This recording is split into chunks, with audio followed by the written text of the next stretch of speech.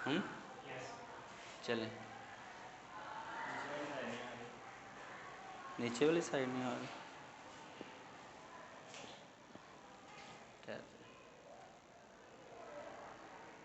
अब ठीक है, ब्लर तो नहीं आ रहा इसमें।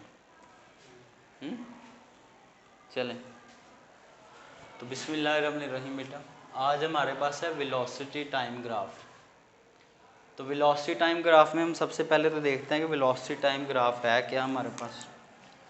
किसी भी बॉडी का अगर हमने मोशन स्टडी करना हो तो उसके मोशन को स्टडी करने के लिए हम उसके वेलोसिटी और कितने टाइम में वो वेलोसिटी में चेंजेस आ रहे हैं, कितना टाइम वो लग रहा है, सारा वेलोसिटी और टाइम के दरमियान हम ग्राफ बनाएंगे। ठीक है, एक्स एक्सिस पे हम लेंगे बेटा किसको, टाइम को, और वाई एक्सिस पे लेंगे हम किसको, स्पीड को या वेलोसिटी को। क्लियर हो गया जी। अब कोई भी जो बॉडी है वो 3 तरह की स्पीड से मूव कर सकती है। अब वो तीनों स्पीड्स के लिए हम ग्राफ बनाएंगे। पहली स्पीड ये है कि भाई आप बाइक के ऊपर जा रहे हैं, आप 25 की स्पीड से जा रहे हैं और आप 25 की स्पीड से ही मूव करते रहें, यानी कि आपकी स्पीड चेंज ना हो। जब आप एक ही स्पीड के साथ मूव करते रहते हैं तो आपकी बॉडी की जो स्पीड होती है उसको क्या कहते हैं, कांस्टेंट स्पीड कहते हैं। क्या कहते हैं, कांस्टेंट स्पीड कहते हैं। क्लियर हो गया जी। अब दूसरा केस ये है कि आप इस तरह भी कर सकते हैं कि आप कहें कि भाई मैं जा रहा हूँ लेकिन मैं अपनी मोटरसाइकिल की जो स्पीड है वो मुसलसल तब्दील कर रहा हूँ और एक ख़ास अंदाज में तब्दील कर रहा हूँ। तो इसको हम इस तरह कहेंगे, moving with object, moving with uniformly changing speed. कि भाई आप घर से निकले हैं गाड़ी लेके, इनके हम ग्राफ अलग बनाते हैं। अभी आप गाड़ी लेके निकले हैं, आपने गाड़ी स्टार्ट की और आपने अपनी स्पीड को यूनिफॉर्मली चेंज करना शुरू कर दें। यूनिफॉर्मली का मतलब है कि आप उसको एक ही अंदाज में चेंज करना शुरू कर दें। कि भाई आपने पहले 0 से अपनी वेलोसिटी बढ़ा के 10 की, फिर 10 से आप बढ़ा के 20 करें, 20 से बढ़ा के आप 30 करें, तो आप देखें तो चेंज एक जितना आ रहा है। 0 से 10 के दरमियान डेल्टा भी कितना बन रहा है, 10 नहीं बन रहा है ना। फिर 20 से 10 के दरमियान कितना बन रहा है, वो भी 10 ही बन रहा है। बात समझ आई है। तो देखिए मैं ज़रा इसको करता हूँ, तो इसको भी आगे ड्रा करते हैं कि दूसरा हमारे पास ये, तो इस केस में हमारे पास क्या बनेगा, इसको भी देखते हैं भाई। तो दूसरा ये ग्राफ हमारे पास बनेगा, इसको भी स्टडी करेंगे। तीसरा जो हमारे पास ग्राफ बनेगा वो ये है कि आप अपनी गाड़ी की स्पीड या वेलोसिटी तो चेंज कर रहे हैं लेकिन वो एक अंदाज में नहीं कर रहे, आप अब्रप्टली यानी कि अचानक कभी आप अपनी स्पीड बढ़ा देते हैं, कभी आप कम कर देते हैं। यानी कि आप कभी रेस बहुत ज़्यादा बढ़ा देते हैं, कभी बहुत ज़्यादा कम कर देते हैं। तो फिर उस केस में बॉडी के पास जो वेलोसिटी होती है उसको क्या कहते हैं, वेरिएबल वेलोसिटी। क्या कहते हैं, वेरिएबल वेलोसिटी। तो ये हमारे पास बेटा कुछ 3 ग्राफ थे, हम ज़रा इनको स्टडी करते हैं और उसके बाद फिर आप आगे बढ़ेंगे। तो सबसे पहले तो ये कि अगर हमारे पास बॉडी कांस्टेंट स्पीड से एक ही स्पीड के साथ मूव करती जाए तो उसका ग्राफ किस तरह से बनेगा। एक्स एक्सिस पे मैंने अभी कहा था कि हम क्या लेंगे, टाइम लेंगे, और वाई एक्सिस पे हम क्या लेंगे, वेलोसिटी लेंगे या स्पीड लेंगे। अब बेटा उस केस में जो हमारे पास ग्राफ की लाइन होगी वो एक स्ट्रेट लाइन होगी। सपोज आपकी बॉडी मूव कर रही है कहीं यहाँ पे, यानी कि उसकी जो स्पीड है वो सपोज मैं कह लेता हूँ 50 है, कि वो स्पीड वाली लाइन के ऊपर कहाँ पे खड़ी है, 50 पे खड़ी है। यानी कि यहाँ पे कहीं चलें कह लें 10 था, यहाँ पे कहीं 20 था, 30, 40 और यहाँ पे क्या है 50, कि 50 की स्पीड से मूव कर रही है। अब उसकी स्पीड ना ज़्यादा हो रही है ना उसकी स्पीड कम हो रही है, 50 से ऊपर कहीं 60 है, फिर 70 है, लेकिन आप अपनी गाड़ी की स्पीड को कम ज़्यादा नहीं कर रहे, वेलोसिटी को आप उतनी ही वेलोसिटी के साथ आप आगे को मूव करते जा रहे हैं। अब जब आप अपनी वेलोसिटी को ऊपर नीचे नहीं कर रहे तो वो तो चेंज नहीं हो रही, लेकिन टाइम तो आहिस्ता आहिस्ता आगे को बढ़ता जा रहा है ना, है कि नहीं। तो जब बॉडी कांस्टेंट स्पीड से मूव करती है तो आपके जो ग्राफ की लाइन होती है वो एक स्ट्रेट लाइन होती है। क्या होती है? एक स्ट्रेट लाइन होती है। और वो जो स्ट्रेट लाइन है आप कह सकते हैं वो हॉरिजॉन्टल होती है। किसके बेटा? टाइम एक्सिस के। किसके? टाइम एक्सिस के। इसके बाद एक और छोटी सी बात बताने लगा हूँ बेटा कि ये जो ग्राफ की लाइन है अगर हम इसकी फाइंड कर लें स्लोप। क्या फाइंड कर लें? स्लोप। स्लोप क्या होता है? स्लोप सुन लें। y में कितना चेंज आया है ओवर x में कितना चेंज आया है। अगर आप क्या फाइंड करें? Change in y with respect to change in x, तो हमारे पास जो टर्म आती है बेटा उसको क्या कहते हैं? स्लोप कहते हैं। क्या कहते हैं? स्लोप। अब सुने, अगर मैं यहाँ पे ये जो लाइन है इसकी स्लोप फाइंड करूँ तो स्लोप में हम y के ऊपर देखें हमारे पास क्या है? v है ना? v है कि नहीं? y एक्सिस पे हमने क्या लिया हुआ है? v लिया हुआ है, वेलोसिटी। और x एक्सिस पे हमने क्या लिया हुआ है? टाइम लिया हुआ है। तो जब वेलोसिटी को टाइम से डिवाइड करें तो हमारे पास क्या आता है? क्या आता है? एक्सेलरेशन आता है। क्या आता है? एक्सेलरेशन। तो अगर आप क्या करेंगे, ये जो ग्राफ की लाइन है अगर आप उसकी स्लोप फाइंड करेंगे तो स्लोप आपको क्या देगी? एक्सेलरेशन। जितनी भी स्लोप की वैल्यू आएगी वही बॉडी का क्या होगा? एक्सेलरेशन होगा। अब बेटा देखें, इस केस में आपसे एमसीक्यू पूछ सकता है कि जब बॉडी कांस्टेंट स्पीड से मूव कर रही होती है तब एक्सेलरेशन कितना होता है।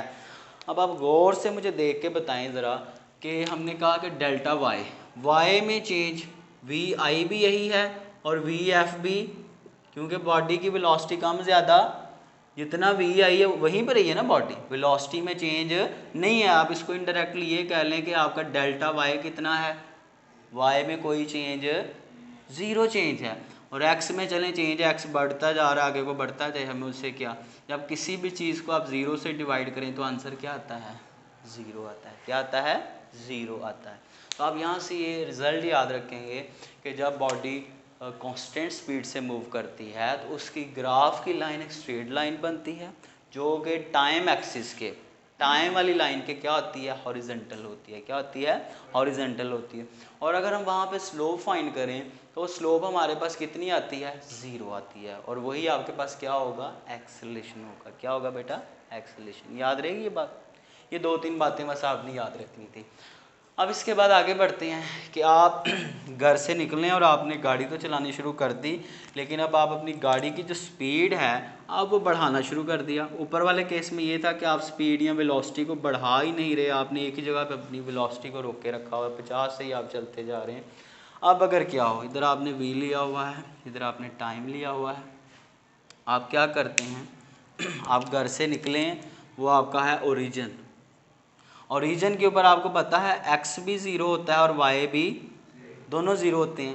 तो आपकी वहाँ पे स्पीड भी ज़ीरो, वेलोसिटी भी ज़ीरो थी, आपका टाइम भी ज़ीरो था। आप निकले घर से, आपने आहिस्ता आहिस्ता रेस बढ़ाई, आपने अपनी गाड़ी की वेलोसिटी बढ़ाना शुरू कर दी। तो जब बेटा देखें ये जो ग्राफ की लाइन क्या कर रही है, आहिस्ता आहिस्ता ऊपर को भी जा रही है और आगे को भी जा रही है। आगे को भी तो मूव कर रही है ना, दाएं तरफ भी बढ़ रही है और ऊपर को भी बढ़ रही है। तो ऊपर को बढ़ रही है इसका मतलब आपकी क्या चेंज हो रही है? वेलोसिटी चेंज हो रही है। और आगे को यानी कि आपका टाइम भी चेंज हो रहा है। तो जब बॉडी यूनिफॉर्मली चेंजिंग स्पीड के साथ, यूनिफॉर्मली चेंजिंग वेलोसिटी के साथ मूव करती है तो उस केस में जो हमारे पास ग्राफ की लाइन है वो भी एक स्ट्रेट लाइन ही होती है। क्या होती है बेटा? एक स्ट्रेट लाइन होती है। लेकिन मैं एक बात लिख देता हूँ, स्ट्रेट लाइन इंक्लाइंड, तिरछी, इंक्लाइंड टू टाइम एक्सिस। क्या शो करती है कि आपकी बॉडी कौन सी स्पीड के साथ मूव कर रही है? Uniformly changing speed. अब यूनिफॉर्मली चेंजिंग का मतलब पहले तो मैं आपको ये भी बता दूं, कहीं आप इसकी वजह से कंफ्यूज ना हो। देखें जी, शुरू में मैंने वैसे बात की थी लेकिन मैं दोबारा कर देता हूँ कि आप सपोज ए पॉइंट पे थे, फिर आप बी पॉइंट पे आप गाड़ी को लेके पहुँचे, फिर आप सी पे पहुँचे। यहाँ आपकी वेलोसिटी है 0, फिर यहाँ आपकी वेलोसिटी है 10, यहाँ आपकी वेलोसिटी है 20, इस तरह आगे 30। अगर आप वेलोसिटी में चेंज देखें, वी एफ माइनस वी आई होता है ना चेंज, है कि नहीं? यही पढ़ा है ना हमने वेलोसिटी में चेंज। तो पहले फेज में कितना चेंज है? 10 का। कितना चेंज है? 10। सपोज आप कह लें कि भाई आपके पास जो टाइम लगा है वो 1 सेकेंड है, सपोज कर लें कि 1 सेकंड में गाड़ी यहाँ से यहाँ तक गई और वेलोसिटी में चेंज 10 का आया है। उसके बाद बी से सी में देखें तो अगेन वी एफ 20 में से 10 माइनस करें तो डेल्टा वी अगेन कितना आएगा, 10 ही आएगा। क्या आएगा, 10 ही आएगा। अगेन आप ये सपोज कर लें कि गाड़ी यहाँ से यहाँ तक कितने टाइम में गई है, 1 सेकंड में। कितने टाइम में, 1 सेकंड में। आप यूनिफॉर्म वेलोसिटी को डिफाइन करने लगा, यूनिफॉर्मली चेंजिंग वेलोसिटी, कि अगर बॉडी की जो वेलोसिटी चेंज हो, वेलोसिटी में चेंज हो वो एक जितना हो, वेलोसिटी में चेंज क्या हो, एक जितना हो, और एक जितने टाइम में हो, तो फिर जो बॉडी की वेलोसिटी होती है उसको आप यूनिफॉर्मली चेंजिंग स्पीड या यूनिफॉर्मली चेंजिंग वेलोसिटी आप कह सकते हैं। क्लियर हो गया कि नहीं। अब इसके बाद बेटा आगे बढ़ेंगे। सपोज यहाँ पे अब मैं वही चीज़ ड्रा करने लगा हूँ। आप ए पॉइंट पे हैं, फिर आप बी पॉइंट पे हैं, फिर आप सी पॉइंट पे हैं। अब एक बात मैं और मज़ीद इसमें ऐड करने लगा हूँ, जब बॉडी यूनिफॉर्मली चेंजिंग स्पीड के साथ या वेलोसिटी के साथ मूव कर रही होती है, बॉडी के पास जो एक्सेलरेशन होता है, क्या होता है, एक्सेलरेशन, वो बेटा जी कांस्टेंट होता है। क्या होता है, कांस्टेंट। कांस्टेंट का मतलब है जो चेंज ना हो। यहाँ पे एक्सेलरेशन कितना था, 0 एक्सेलरेशन। ये रिजल्ट्स आपने याद रखने हैं, ये आपसे पूछे जा सकते हैं। अब देखें, मैं यहाँ पे ये जो हमारे पास टाइम वाली लाइन है इसके ऊपर मैं नंबरिंग कर लेता हूँ। इसके ऊपर स्केल थोड़ा स्केलिंग कर लें इसकी। चलें जी, इधर को हमने टाइम लिया, सपोज इधर 2 सेकंड, 4 सेकंड, 6 सेकंड, 8 सेकंड। उसके बाद यहाँ पे 10, दो दो के डिफरेंस है, 12, 14। इधर भी आप ले 5 से चलें कर लें, 5। यहाँ पे स्पीड 5 है जब बॉडी इस पॉइंट पे है। यहाँ पे 10 है, यहाँ 15 है, यहाँ 20 है, 25, 30 एंड 35। अब हम देखते हैं क्या वाकई बॉडी एक ही जैसे एक्सेलरेशन के साथ मूव कर रही है जब बॉडी कांस्टेंट स्पीड से मूव करती है, और उसका ग्राफ इस तरह से बनता है। देखें जी, अगर हम इसको नीचे ड्रा करें इधर से और इधर से ड्रा करें, तो हम ज़रा फाइंड करते हैं कि जब बॉडी ए पॉइंट पे थी तब उसके पास एक्सेलरेशन बेटा जी हमारे पास कितना था। ज़रा उसको ड्रा करके देखते हैं। अब देखिए भाई, तो पहले तो मैंने बताया कि यहाँ से स्लोप हम निकालेंगे, और वही जो स्लोप है वो हमें क्या देगी, एक्सेलरेशन देगी। क्या देगी, एक्सेलरेशन। और स्लोप किसके इक्वल होता है, delta Y over delta X के इक्वल होता है।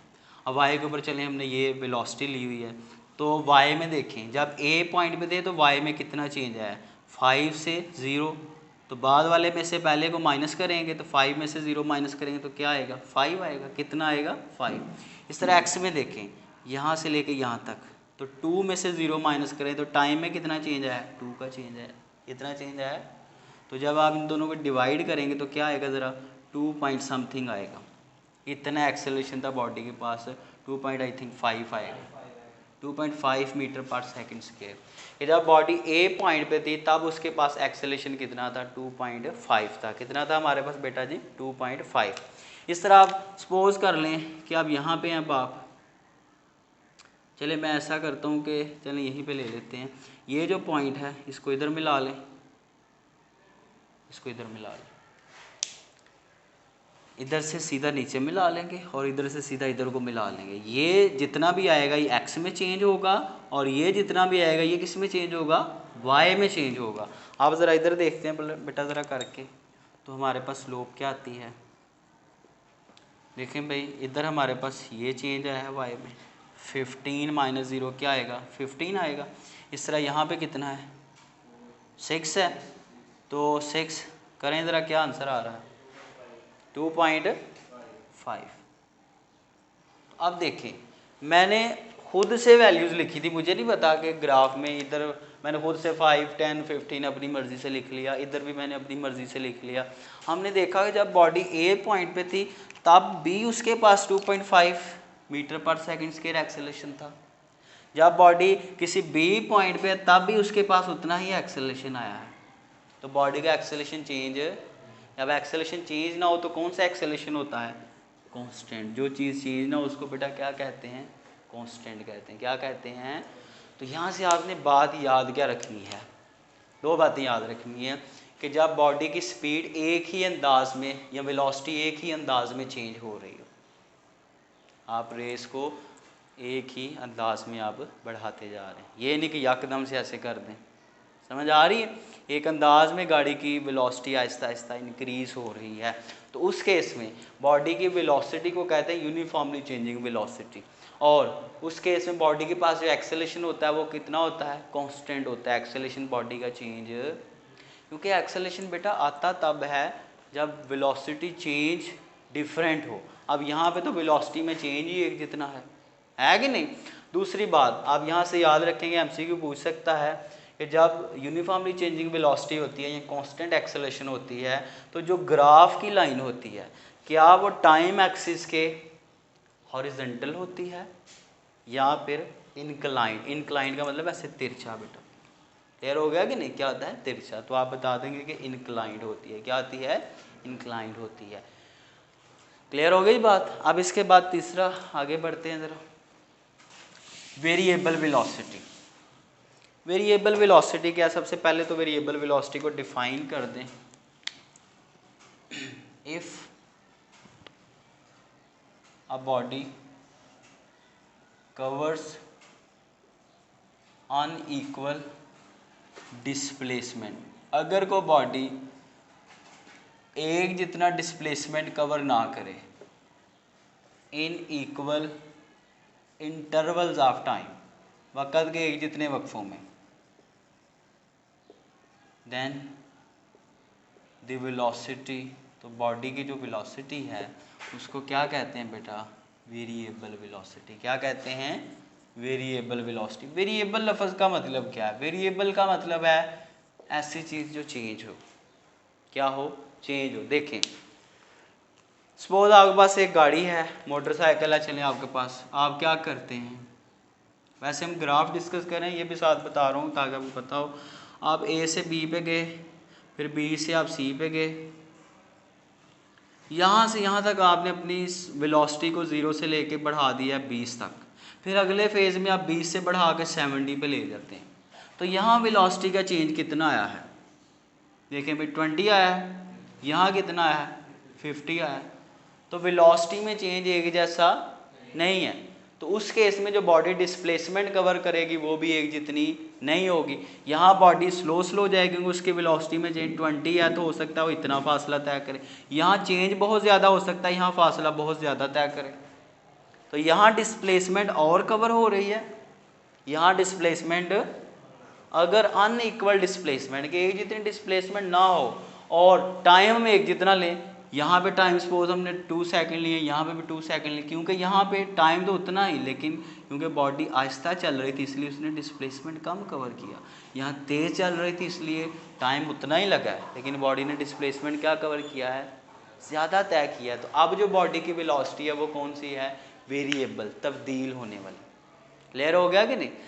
अब इसमें जैसे आपको मिसाल देता हूँ कि आप मोटरसाइकिल के ऊपर आप जा रहे हैं, कभी आप रेस यकदम तेज़ कर देते हैं तो गाड़ी यकदम तेज़ हो जाती है, कभी आप यकदम स्लो कर देते हैं, यानी कि कभी झटके दे रहे हैं गाड़ी को, कभी फुल तेज़ कभी कम, तो कोई अंदाज उसमें नहीं है, कोई पैटर्न नहीं है। यहाँ पे एक अंदाज में काम हो रहा था, गाड़ी एक आहिस्ता आहिस्ता अपनी स्पीड गेन कर रही थी, यहाँ पे अचानक कभी बढ़ा रहे हैं कभी कम कर रहे हैं। तो इस केस में बेटा जो हमारे पास वेलोसिटी टाइम ग्राफ बनेगा वो किस तरह से बनेगा उसको ज़रा देखें, ये आपने याद रखना है। तो बेटा जी उस केस में हमारे पास जो वेलोसिटी टाइम ग्राफ है, पहले तो अगेन हम एक साइड पे हम टाइम लेंगे, दूसरी साइड पे हम वेलोसिटी लेंगे। तो बेटा उस केस में हमारे पास जो वेलोसिटी टाइम ग्राफ है वो स्ट्रेट लाइन नहीं होगा बल्कि कर्व होगी। कैसे? जब आपकी स्पीड कम होगी तो ये जो ग्राफ की लाइन है वो किधर को आना शुरू कर देगी? नीचे को, डाउनवर्ड, क्योंकि जब ये नीचे को आएगा तो v कम होगा। क्लियर हो गया? जब वेलोसिटी बढ़ेगी तो ग्राफ की लाइन किधर को जाएगी? ऊपर को। ये देखिए पहले ऊपर को जा रही थी, फिर किधर को आना शुरू हो गई? नीचे को। अंडरस्टैंड कर रहे हैं? तो जब आपकी बॉडी वेरिएबल वेलोसिटी से मूव करे तब ग्राफ जो होता है वो एक स्ट्रेट लाइन नहीं होता बल्कि कर्व बनती है। क्या बनती है? एक कर्व। उस केस में तो बेटा अगर आपने किसी ए पॉइंट पे हैं, ये कोई ए पॉइंट है ग्राफ के ऊपर, आप चाहते हैं बताया जाए मुझे कि जब इस पॉइंट पे थी बॉडी तब बॉडी के पास कितना एक्सेलरेशन था, बॉडी के वेलोसिटी में कितना चेंज आया था, तो वो ज़रा बात करने लगे हैं बेटा। यहाँ पे देखें, एक बात बताने लगा हूँ, यहाँ पे जो हम एक्सेलरेशन फाइंड कर रहे हैं वो 2 पॉइंट्स के बीच में है। किन के बीच में है? 2 पॉइंट्स के बीच में हो। तो एक्सेलरेशन कौन सी होती है? Average acceleration. कौन सी? यहाँ पे हम एक ही पॉइंट कह रहा है कि मुझे 2 ना बताओ, मुझे सिर्फ इस पॉइंट पे बताओ, जब आप ए पे थे तब आपकी एक्सेलरेशन कितनी है, तो वो कौन सी एक्सेलरेशन होगी? Instantaneous acceleration. कौन सी एक्सेलरेशन? इंस्टेंटेनियस। अब हम इसको बेटा कैसे फाइंड करेंगे? तो आपने याद रखना है, जब इस तरह का हमारे पास केस आएगा तो सबसे पहले आप क्या करेंगे, आप उस पॉइंट के ऊपर बेटा एक टेंजेंट ड्रा करेंगे। मेरे से हाथ से लाइन सीधी ड्रा नहीं हुई, आप सीधी एक टेंजेंट ड्रा करेंगे। टेंजेंट का पता है, 9th में पढ़ा होगा आपने। अगर ये सर्कल के ऊपर एक पॉइंट है, उसके ऊपर एक सीधी लाइन ड्रा करते हैं, जो उस पॉइंट को टच करके गुजर जाए, तो वो क्या होता है? टेंजेंट होता है। तो आप सबसे पहले उस पॉइंट पर आप टेंजेंट ड्रा करेंगे। क्या ड्रा करेंगे?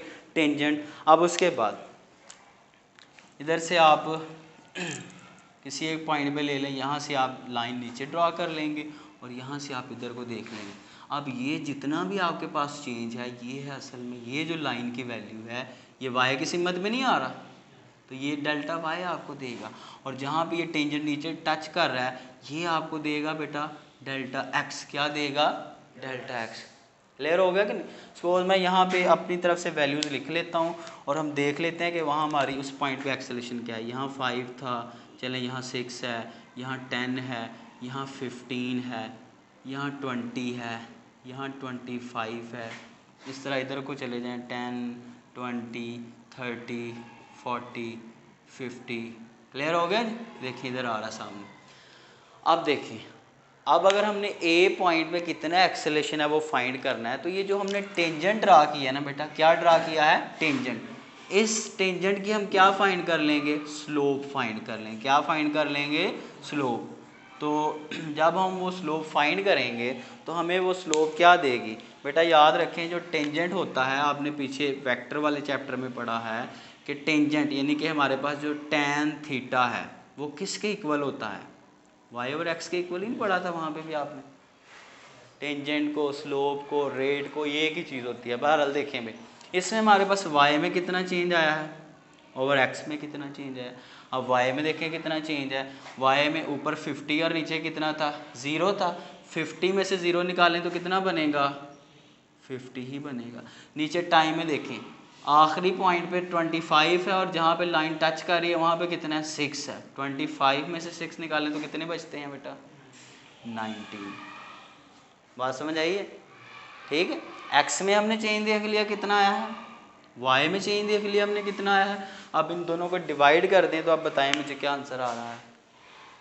बताएं जी। 2 पॉइंट मेरा हाल है कुछ बनेगा,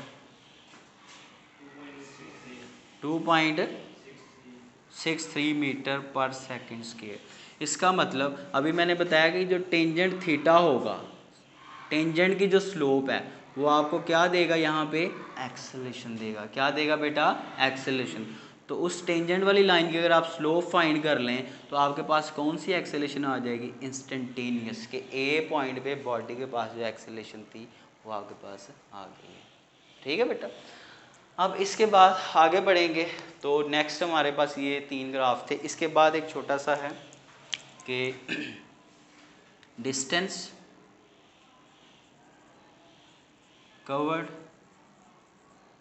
बाय ऑब्जेक्ट, कि अगर हम ये देखना चाहते हैं कि जो हमारी बॉडी, सपोज आप घर से निकले हैं सुबह सुबह और आप देखना चाहते हैं कि आप स्कूल तक आए हैं तो आपने कितना डिस्टेंस ट्रैवल किया है, आप उस डिस्टेंस को फाइंड करना चाहते हैं, तो बेटा ज़रा वो भी सीखने लगे हैं। ठीक है। एक तो ये है ना कि आप सुबह सुबह गाड़ी के साथ साथ फीता लेके आप दौड़ते हैं और आप पीछे से मेजरमेंट्स करते हैं, लेकिन एक ये तरीका है कि आप कॉपी पेन से लेके ग्राफ बनाएं और उसके बाद आपको पता लग जाएगा आपकी स्पीड कितनी है, टाइम कितना लगा है, एक्सेलरेशन कितना है, डिस्टेंस कितना कवर किया है। तो बहरहाल तो डिस्टेंस के बारे में भी हम बात करने लगे हैं। सपोज भाई आपके पास एक्स वाई प्लेन है। कौन सा प्लेन है? एक्स वाई प्लेन है आपके पास। आप सुबह सुबह आप घर से निकले हैं, अब जहाँ से आप निकलते हैं वो आपका क्या होता है, ओरिजिन होता है। जहाँ से आप स्टार्ट करते हैं वो क्या होता है, ओरिजिन। इधर मैंने वाई पे ली हुई है वेलोसिटी और एक्स पे मैंने क्या लिया हुआ है, टाइम। क्या लिया हुआ है, टाइम। सपोज आप घर से निकले, ये ग्राफ की लाइन ऊपर को जा रही है, ये क्या शो कर रही है कि आपकी वेलोसिटी चेंज हो रही है। आप अपनी गाड़ी को ज़ीरो से आहिस्ता आहिस्ता बढ़ाते हैं ना, और ज़ीरो से बढ़ के आप आहिस्ता आहिस्ता ले गए हैं 50 तक। कहाँ तक ले गए हैं, 50 तक आप ले गए। सपोज़ यहाँ तक जब आप पहुँचे थे इस पॉइंट पे, तब आपके पास जो वेलोसिटी थी, इधर ले आए इसको वेलोसिटी वाली लाइन के ऊपर, वो कितनी थी, 50 थी। कितनी थी बेटा, 50। जैसे आप 50 पे पहुँचे तो आपकी गाड़ी का इंजन जवाब दे गया, उसने कहा कि आप 50 से आगे अब आप इससे तेज़ आप गाड़ी चला नहीं सकते, 70 आपके पास, ठीक है। तो वो 50 से आगे नहीं जाएगी तो आप उसी से फिर मूव करेंगे, उतनी स्पीड के साथ ही गाड़ी को आगे चलाते जाएंगे। जब उसी स्पीड के साथ मूव करेंगे तो ग्राफ की लाइन क्या बनती है, स्ट्रेट बनती है। और वो स्पीड कौन सी होती है, कांस्टेंट। 50 से ही मूव करते जा रहे हैं, स्पीड को चेंज, तो फिर ये लाइन बनेगी। तो देखें वही नहीं बन गई, ठीक है। फिर कुछ देर के बाद क्या हुआ कि आपको दोबारा ख्याल आया कि अब स्कूल पास आ गया, अब मुझे अपनी स्पीड को कम करना चाहिए। तो आपने अपनी स्पीड को कम करना शुरू कर दिया। स्पीड कम हुई तो ग्राफ की लाइन फिर किधर को आना शुरू होगी, नीचे को। अब याद रखें, जब वेलोसिटी बढ़ेगी ग्राफ की लाइन ऊपर को जा रही थी, कौन सा एक्सेलेरेशन था, पॉजिटिव।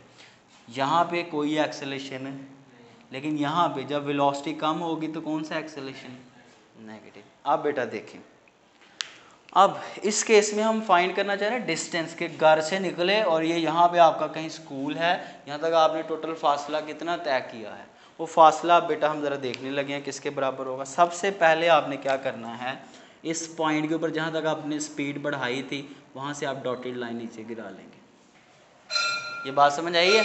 फिर जिस पॉइंट से जाके अपनी स्पीड को आपने कम करना शुरू किया था वहाँ से डॉटेड लाइन आप नीचे गिरा लेंगे। गिरा लिया जी। इसके बाद आपने क्या करना है, आप देखें तो आपके सामने कुछ 3 शेप्स बन रही हैं, ट्राइंगल, रेक्टेंगल और अगेन एक ट्राइंगल। अगर आप क्या करें, ये ग्राफ के नीचे जो तीनों शेप्स बन रही हैं इनके एरिया फाइंड कर लें। क्या फाइंड कर लें, इनके कि इनके अंदर कितना टोटली एरिया बन रहा है इन तीनों शेप्स का। तो बेटा जो टोटल डिस्टेंस बॉडी ने तय किया है, इस ग्राफ के नीचे जितना भी एरिया आएगा उसके इक्वल होगा। कि बॉडी ने जो टोटल फासला तय किया है वो किसके इक्वल होगा बेटा, जो इस ग्राफ की लाइन जो है उसके नीचे जितना भी एरिया आ रहा है उस एरिया के क्या होगा, वो इक्वल होगा। अब वो एरिया कैसे है उसकी तरह बात कर लें। देखें बेटा, हमारे पास जो टोटल एरिया बन रहा है वो 3 शेप्स हैं, एरिया ऑफ ट्राइंगल, दूसरा क्या है एरिया ऑफ रेक्टेंगल, प्लस तीसरा क्या है area of again triangle. 3 area बन रहे हैं ना, तीनों को मिला के टोटल एरिया बन रहा है। अब आपने ये फार्मूले वहाँ बुक पे लिख लेने हैं। एरिया ऑफ ट्राइंगल किसके इक्वल होता है, किसी भी राइट एंगल ट्राइंगल का एरिया इस फार्मूले से फाइंड करते हैं, 1/2 बेस मल्टीप्लाई परपेंडिकुलर। बेस क्या होता है आपको पता है कि ट्राइंगल का ये वाला जो हिस्सा होता है ये क्या होता है, बेस, यहाँ से लेके यहाँ तक है कि नहीं। ये बेस की जितनी भी लेंथ होगी वो आप इधर पुट कर देंगे। क्लियर हो गया जी। कैसे करेंगे, यहाँ सपोज अगर 10 लिखा है, यहाँ 0 है तो 10 में से 0 को माइनस करके इधर लिख देना। क्लियर हो गया।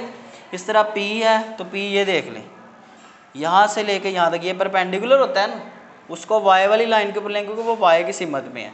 तो ऊपर 50 है, नीचे कितना है, तो 50 में से 0 को निकालेंगे तो वो P बन जाएगा। अंडरस्टैंड।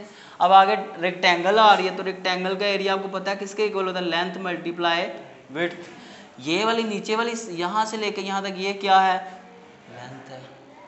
ये यहाँ जो वैल्यू लिखी होगी उसमें से माइनस कर देंगे पीछे वाली वैल्यू को तो वैल्यू बन जाएगा। समझ आ रही बात की।